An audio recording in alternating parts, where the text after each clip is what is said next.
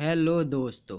आज हम पढ़ेंगे क्लास 6 का अध्याय नंबर फर्स्ट भोजन के स्रोत, भोजन के अवयव के बारे में डिस्कस करेंगे और वन बाय वन करके हर अध्याय के बारे में अपन पढ़ेंगे। हर अध्याय के बारे में डिस्कस करेंगे, कौन से पॉइंट इंपॉर्टेंट है चैप्टर के अंदर, उन पॉइंटों के बारे में एक्सप्लेन करेंगे और उनके क्वेश्चन आंसर को सॉल्व करेंगे। और हर वीडियो में अपन अलग अलग क्लास के अलग अलग अध्याय के बारे में डिस्कस करेंगे। तो स्टार्ट करते हैं आज का first topic, chapter number first, भोजन के अवयव, जिसके अंदर अपन क्या क्या पढ़ेंगे उसके बारे में डिस्कस कर लेते हैं। पहले एक तो है भोजन की आवश्यकता। शरीर को भोजन की आवश्यकता क्यों होती है, क्यों भोजन की आवश्यकता है शरीर को, भोजन करने से शरीर को क्या मिलेगा, क्या होगा, उसके बारे में अपन डिस्कस करेंगे। दूसरे पॉइंट के अंदर अपन पढ़ेंगे कि भोजन के आधार पर जंतुओं का वर्गीकरण, कि भोजन के आधार पर जंतुओं को अपन कितने भागों में बांट सकते हैं, कौन कौन से जंतु होते हैं, कौन से जंतु कैसा भोजन करते हैं, कौन से जंतु कैसा भोजन करते हैं, उसके बारे में अपन इस पॉइंट नंबर 2 में डिस्कस करेंगे। फिर पॉइंट नंबर 3 के अपन अंदर पढ़ेंगे कि भोजन के स्रोत के रूप में पादपों का अपन भोजन के रूप में क्या क्या चीज़ों का उपयोग करते हैं और जंतुओं के रूप में भोजन का अपन क्या क्या उपयोग करते हैं, उसके बारे में अपन डिस्कस करेंगे। उसके बाद अपन क्षेत्रीय भोजन और विशिष्ट भोजन के बारे में पढ़ेंगे। क्षेत्रीय भोजन के भारत के अंदर अलग अलग राज्यों के अंदर अलग तरह तरह के भोजन मिलते हैं, तो वो कौन से एरिया में कैसा भोजन मिलता है उसके बारे में अपन डिस्कस करेंगे। तो सबसे पहले अपन पढ़ते हैं कि खेलने, कूदने, दौड़ने, पढ़ने व अन्य कई प्रकार के कार्यों करने के लिए हमारे शरीर को ऊर्जा की आवश्यकता होती है, ये आपको भी पता है। इन सभी कार्यों को करने में हमारे शरीर में संचित ऊर्जा खर्च होती है, जिससे हमें थकान अनुभव होती है और भूख लगने लगती हैं। तो जैसे जैसे अपन दिन भर जो कार्य करेंगे, काम करेंगे, खेलेंगे, कूदेंगे, भागेंगे, दौड़ेंगे, लिखेंगे, पढ़ेंगे, तो हमारे शरीर के अंदर जो ऊर्जा संचित होती है वो ऊर्जा खर्च होती है। तो ऊर्जा के खर्च होने से क्या होगा, हमें भूख लगेगी, हमें थकान का अनुभव होगा। तो हमें थकान का अनुभव होगा, ऊर्जा की कमी होगी। तो ऊर्जा की कमी की पूर्ति करने के लिए हम क्या करेंगे, भोजन का उपयोग करेंगे। तो इसके अंदर अपन ये वो पढ़ेंगे। फिर अपन पढ़ते हैं कि भोजन की आवश्यकता। तो आपके इस बुक के अंदर एक इंडेक्स बनी हुई है, जिसमें क्या है कि छात्र छात्रा का नाम लिखना है और वो क्या क्या चीज़ें दिन भर में खाने के उपयोग में लेता है उनके बारे में इस इंडेक्स को फिल करना है। आगे चलते हैं अपन इस चैप्टर के अंदर। आगे अपन पढ़ते हैं कि भोजन की आवश्यकता हमें क्यों होती है, उसको पॉइंट टू पॉइंट 3 पॉइंटों में समझाया गया है। पॉइंटों में इसलिए समझाया गया है क्योंकि जो पॉइंट होते हैं अपन को याद करने के लिए आसान रहते हैं, पॉइंट में जल्दी से समझ में आता है। तो पॉइंट नंबर फर्स्ट में कहा है कि भोजन दैनिक शारीरिक कार्यों हेतु ऊर्जा की आपूर्ति बनाए रखता है। दिन भर अपन जो काम करते हैं उन काम को करने में जो ये भोजन होता है वो हमें ऊर्जा प्रदान करता रहता है और हम उन कार्यों को कर सकते हैं आसानी से। फिर पॉइंट नंबर सेकंड में बोला है कि भोजन शरीर को स्वस्थ बनाए रखने के साथ साथ शरीर की वृद्धि एवं विकास में भी उपयोगी है। भोजन क्या करता है, हमारे शरीर को स्वस्थ बनाए रखता है। प्रोटीन, विटामिन वगैरह, कार्बोहाइड्रेट, वसा, फैट, शर्करा, ये सब शरीर को उपलब्ध करवाता है, जिससे हमारा शरीर स्वस्थ रहता है और उसके साथ क्या होती है, शरीर की वृद्धि और विकास भी होता रहता है। पॉइंट नंबर थर्ड के अंदर बताया गया है कि भोजन शरीर में रोगों से लड़ने की क्षमता, रोग प्रतिरोधकता बनाए रखता है। भोजन क्या करता है, शरीर के अंदर जो रोग होते हैं उन रोगों उन लोगों से लड़ाई करता है, फाइट करता है और रोग प्रतिरोधक क्षमता को बनाए रखता है, शरीर को स्वस्थ बनाए रखता है।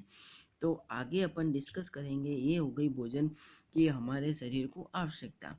अब अपन पढ़ते हैं नेक्स्ट पॉइंट में कि भोजन के आधार पर जंतुओं को वर्गीकरण। भोजन के आधार पर जंतुओं को कितने भागों में बांटा गया है उसके बारे में अपन इसमें डिस्कस करेंगे। तो एक सारणी बनाई गई है।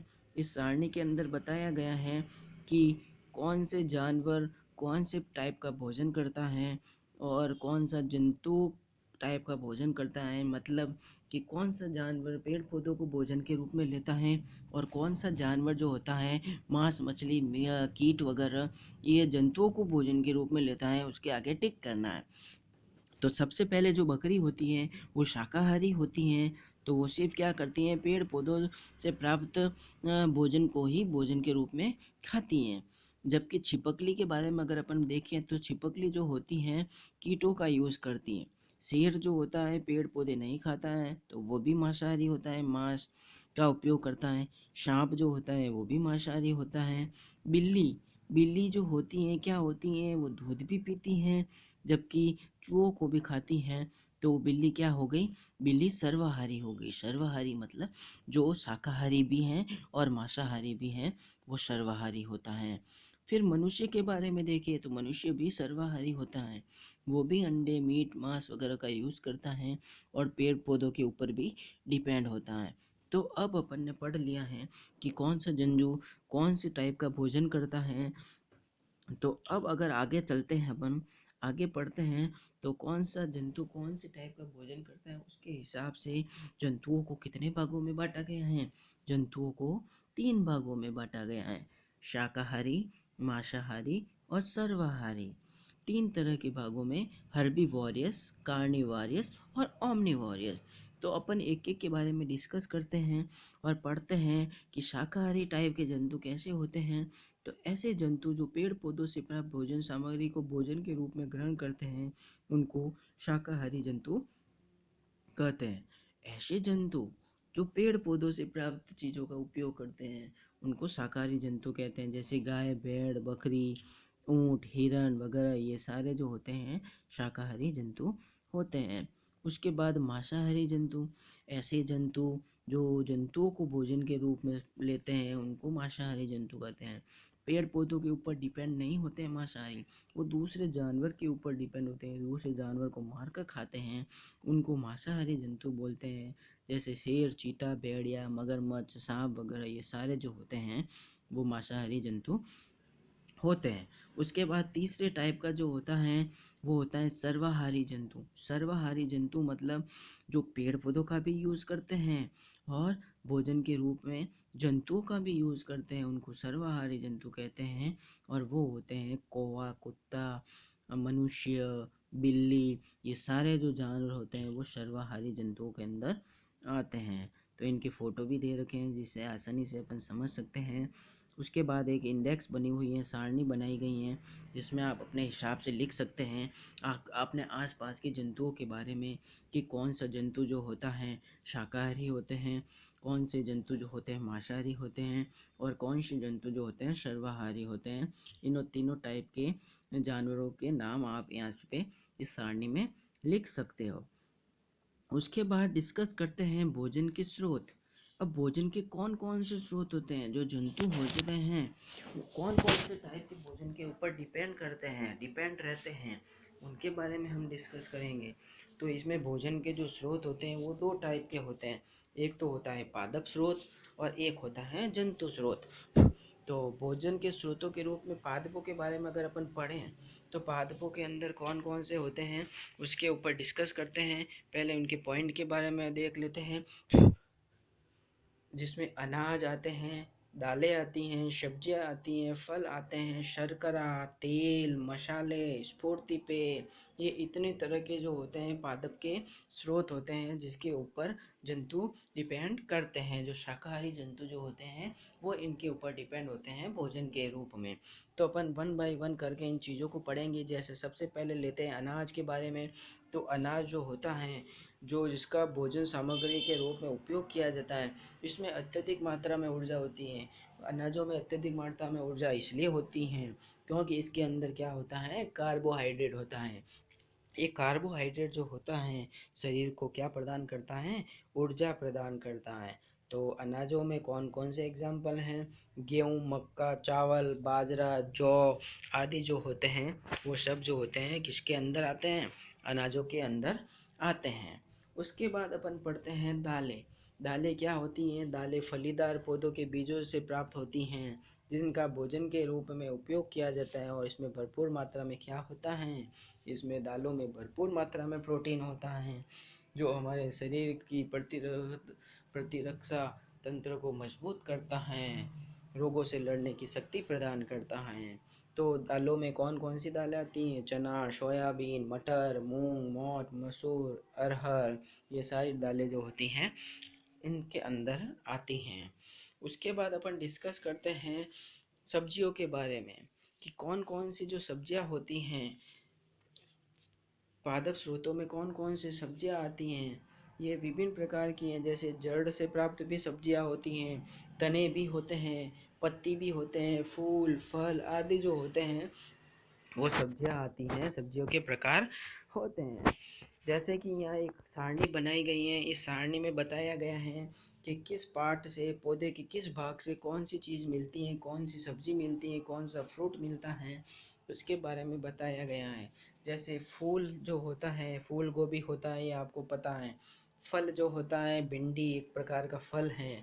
पत्ती से जो होती है, पालक, सरसों, चंदलई, ये सारे जो होते हैं पत्ती से प्राप्त होते हैं। फिर तने के बारे में, आलू जो होता है तना होता है जिसका उपयोग अपन सब्जी के रूप में करते हैं। जड़ जो होती है, मूली, गाजर वगैरह ये सारी जो होते हैं जड़ें होती हैं, इनका उपयोग अपन करते हैं। तो ये तो हो गए सारी सब्जियां। उसके बाद अपने आता है इसके अंदर फल। फल क्या होता है कि फल जो होते हैं भोज्य उत्पाद होते हैं, जिनमें भरपूर मात्रा में क्या होती है, शर्करा और पोषक तत्व इसके अंदर मौजूद होते हैं। तो फलों में कौन कौन से फल होते हैं आपको पता है? केला, आम, सेब, अंगूर, अनार, मौसमी, अमरूद, बेर, पपीता, बहुत तरह के फल होते हैं जिनका उपयोग अपन भोजन के रूप में उपयोग करते हैं। और कुछ फल जो होते हैं सूखे होते हैं, जिसको सूखे मेवे के नाम से भी जाना जाता है, जैसे बादाम, पिस्ता, काजू, अखरोट आदि जो होते हैं फलों के प्रकार होते हैं। अब भोजन के स्रोत में पादपों के मुख्य स्रोत के अंदर शर्करा है। शर्करा जो होती है वो क्या होती है, गुड़ व शक्कर जो बनते हैं वो शर्कर, गुड़ और शक्कर के अंदर जो होती है वो शर्करा होती है। शर्करा मतलब शुगर, जो किससे प्राप्त होती है? गन्ने से प्राप्त होती हैं, चुकंदर से प्राप्त होती हैं। तो शर्कराएँ क्या होती हैं? मीठी होती हैं स्वाद में। ये भी शरीर में ऊर्जा प्राप्ति के लिए सबसे इम्पोर्टेंट तत्व हैं। इसके बाद अपन पढ़ते हैं मसालों के बारे में। मसाले जो होते हैं भोजन के आवश्यक उपयोगी पदार्थ होते हैं, जिनका उपयोग भोजन में अल्प मात्रा में प्रयोग किया जाता है। ये भोजन को क्या करते हैं? स्वादिष्ट और पौष्टिकता बढ़ाते हैं। भोजन के स्वाद को बढ़ाते हैं और भोजन में पौष्टिकता को भी बढ़ाते हैं। जिसमें कौन कौन से मसाले? सौंठ, हल्दी, लौंग, सौंफ, काले मिर्च, तेज पत्ता, बड़ी इलायची, जीरा, ये बहुत सारे मसाले हैं जो भोज्य पदार्थों में उपयोग में लाए जाते हैं। उसके बाद आते हैं तेल। तेल में आपको पता है बहुत सारे बीज होते हैं, बीजों से तेल प्राप्त होता है। और बीज किससे प्राप्त होते हैं? पौधों से प्राप्त होते हैं। तो इसमें भी कौन कौन से बीज होते हैं? जैसे सोयाबीन, नारियल, सरसों, मूंगफली, तिल, सूरजमुखी, बहुत सारे बीज होते हैं जो पौधों से प्राप्त होते हैं। इनसे क्या होता है? तेल प्राप्त होता है। उसके बाद अपन डिस्कस करते हैं स्फूर्ति पेय। स्फूर्ति पेय मतलब, स्फूर्ति मतलब जो एनर्जी होती है, पेय मतलब पीने वाले पदार्थ। ऐसे पदार्थ जिनको पीने से शरीर में स्फूर्ति, एनर्जी, ताकत आती है, उनको स्फूर्ति पेय पदार्थ कहते हैं। जिसमें अपन कॉफ़ी और चाय को ले सकते हैं। ये स्फूर्तिदायक पदार्थ होते हैं कॉफ़ी और चाय। उसके बाद अपन डिस्कस करते हैं, ये अभी तक तो अपन ने पादप स्रोतों के बारे में डिस्कस किया है, किससे क्या प्राप्त होता है। अब अपन डिस्कस करते हैं जंतुओं से प्राप्त स्रोत। अब जंतुओं से प्राप्त जो स्रोत होते हैं वो क्या क्या होते हैं? एक होता है दूध है, दूध से बनने वाले उत्पाद जो होते हैं वो जंतुओं से प्राप्त होते हैं। शहद जो होता है वो जंतुओं से प्राप्त होता है। अंडे जो होते हैं जंतुओं से प्राप्त होते हैं। और ये मांस वगैरह जो होते हैं ये भी किससे प्राप्त होते हैं? ये भी जंतुओं से प्राप्त होते हैं। तो सबसे पहले अपन डिस्कस करते हैं कि दूध और दूध से बने प्राप्त उत्पाद। इसमें क्या होता है कि दूध से कौन कौन सी चीज़ें प्राप्त होती हैं, उनके नाम आपको पता होने चाहिए कि दूध से अपन को क्या क्या मिलता है, दूध से क्या क्या चीज़ें बनती हैं। तो दूध हमें गाय, भैंस, बकरी, बैल, ऊँट वगैरह आदि से मिलता है, ये तो आपको पता है।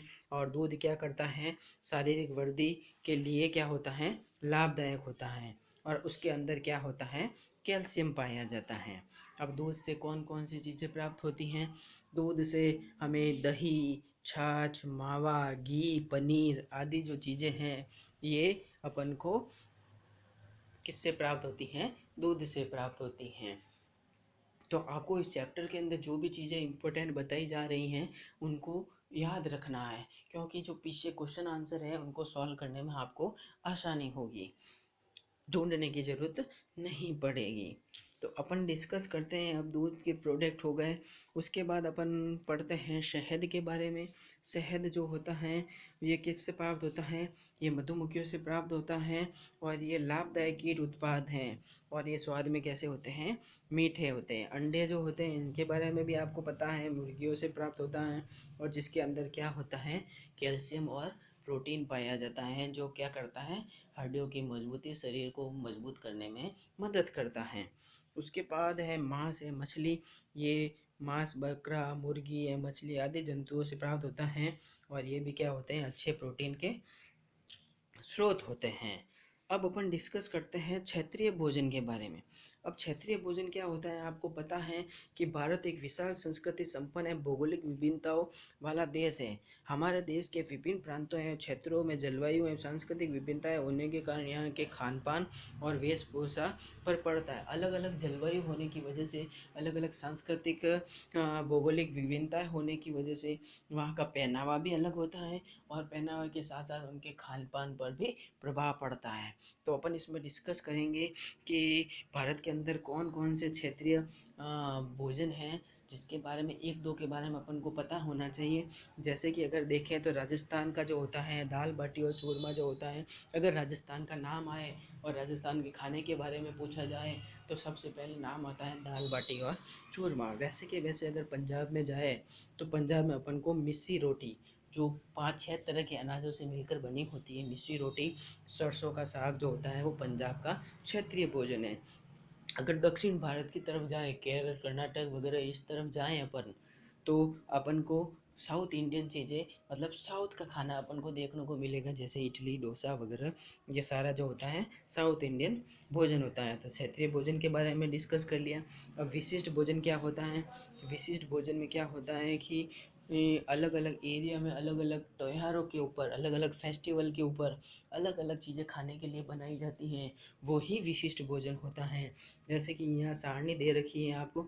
अब इस सारणी के अंदर आप को पढ़ना है 5 चीज़ें, 5 क्षेत्रों के नाम पढ़ने हैं और उसमें त्योहार का नाम पढ़ना है और त्योहार के नाम के आगे बनने वाला व्यंजन के नाम आपको यहाँ पढ़ने हैं। जैसे कि अगर राजस्थान का ही अगर नाम ले लें तो अभी अपन ऊपर पढ़ा अपने क्षेत्रीय भोजन, तो राजस्थान का नाम लें तो क्षेत्रीय भोजन राजस्थान का प्लस उसकी मिठाई वगैरह जो भी हैं उनके बारे में अपन डिस्कस कर सकते हैं। मोतीचूर के लड्डू को डाल सकते हैं और खाने की चीज़ें चूरमा के लड्डू डाल सकते हैं, अलग अलग चीज़ें। तो यहाँ अपन अलग अलग क्षेत्रों के नाम लेकर, उनके त्योहारों के नाम लेकर, उनके विशिष्ट भोजन के बारे में अपन यहाँ डिस्कस कर सकते हैं। तो अब अपन देखते हैं लास्ट में कि अपन ने इस चैप्टर के अंदर क्या क्या पढ़ा है। सबसे पहले तो अपन ने पढ़ा है कि सभी सजीव भूख लगने पर भोजन करते हैं। ये पता है आपको, क्यों करते हैं उसके बारे में भी अपन ने डिस्कस किया। अब भोजन के जो स्रोत होते हैं वो कितने प्रकार के होते हैं, पादप और जंतु, इसके बारे में भी अपन ने कम्प्लीटली डिस्कस कर लिया है। उसके बाद पॉइंट नंबर 3 में अपन ने पढ़ा है कि प्राणी कितने प्रकार के होते हैं, शाकाहारी, मांसाहारी, सर्वाहारी, कौन कौन से जानवर होते हैं, एग्जाम्पल के बारे में, उनके उदाहरणों के बारे में भी अपन ने पॉइंट नंबर 3 में डिस्कस किया है। उसके बाद पॉइंट नंबर 4 में अपन ने पढ़ा है कि पादपों के कई भाग जो होते हैं, पादपों कि किन किन भागों से अपन को क्या क्या चीज़ें भोजन के रूप में उपयोग में ली जाती हैं, उपयोग में लेते हैं, उसके बारे में डिस्कस किया। और जंतुओं से हमने किन किन चीज़ों के बारे में, जंतुओं से हमें क्या क्या चीज़ें प्राप्त होती हैं उनके बारे में अपन ने इस चैप्टर के अंदर डिस्कस किया। तो अब अपन देखते हैं इसके चैप्टर के क्वेश्चन आंसर। जैसे कि अगर आपको पूछे क्वेश्चन नंबर फर्स्ट का आंसर, तो निम्न से शाकाहारी जंतु कौन सा है? आप बता सकते हैं शाकाहारी जंतु। तो शाकाहारी जंतु हिरन है, क्योंकि ये मांस नहीं खाता है, तो ये शाकाहारी हो गए, पेड़ पौधों के ऊपर निर्भर रहता है। दालें पौधे का कौन सा भाग होती हैं? दालें जो होती हैं पौधे का बीज वाला भाग होती हैं, फली होती हैं, फली में से ये बीज निकलते हैं दालों के रूप में। उसके बाद अपन डिस्कस करते हैं क्वेश्चन नंबर फर्स्ट। अब क्वेश्चन नंबर फर्स्ट के अंदर अपन देखते हैं कि सर्वाहारी जंतु किसे कहते हैं, उदाहरण सहित समझाइए, लिखिए। तो सर्वाहारी जंतु की अगर परिभाषा देखें तो अपन ने सबसे पहले पढ़ा था, क्या पढ़ा था कि जो पादप और जंतु, वे जीव जंतु जो पादप और जंतुओं के ऊपर, दोनों के ऊपर निर्भर रहते हैं, सर्वाहारी जंतु कहलाते हैं। जो भोजन के रूप में पादप और जंतु दोनों का उपयोग करते हैं वे सर्वाहारी जंतु कहलाते हैं। उदाहरण के रूप में पर ले तो मनुष्य, कुत्ता, बिल्ली, कौवा, ये सारे जो होते हैं सर्वाहारी जंतु होते हैं। क्वेश्चन नंबर सेकंड, भोजन से सजीवों को क्या क्या लाभ होते हैं? भोजन से सजीवों को क्या लाभ होते हैं? सबसे पहले स्टार्टिंग के अंदर ही अपन ने 3 पॉइंट के बारे में डिस्कस किया कि भोजन से शरीर स्वस्थ रहता है, रोग प्रतिरोधक क्षमता बढ़ती है, और क्या पढ़ा था अपन ने, शरीर को ऊर्जा मिलती है, थकान का अनुभव नहीं होता है, शरीर की वृद्धि होती है, शरीर का विकास होता है। ये सारे लाभ जो होते हैं क्वेश्चन नंबर सेकंड के अंदर अपन एक्सप्लेन कर सकते हैं। क्वेश्चन नंबर थर्ड में पूछा है कि आपके आसपास के परिवेश में उगाए जाने वाले फलों वाले 5 पौधों के नाम बताने हैं।